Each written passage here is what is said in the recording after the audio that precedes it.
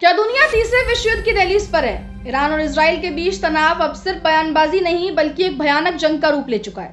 28 फरवरी 2026 से शुरू हुई ऑपरेशन एपिक फेरी ने सब कुछ बदल दिया।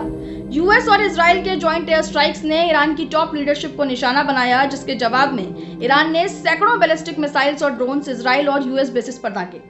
इसका असर अब पूरे वर्ल्ड पर पड़ रहा है। ईरान ने स्ट्रेट ऑफ हार्मुज को ब्लॉक कर दिया है, जिससे ग्लोबल ऑयल सप्लाई ठप हो गई है और तेल की कीमतें आसमान छूने लगी। शेयर बाजार गिर रहे हैं और साइबर अटैक्स ने यूएई जैसे देशों में इंटरनेट को ठप कर दिया। यूएन ने अब वार्निंग दी है कि अगर ये बॉम्बिंग तुरंत नहीं रुकी तो ये पूरे मिडिल ईस्ट को अपनी लपेट में ले लेगा।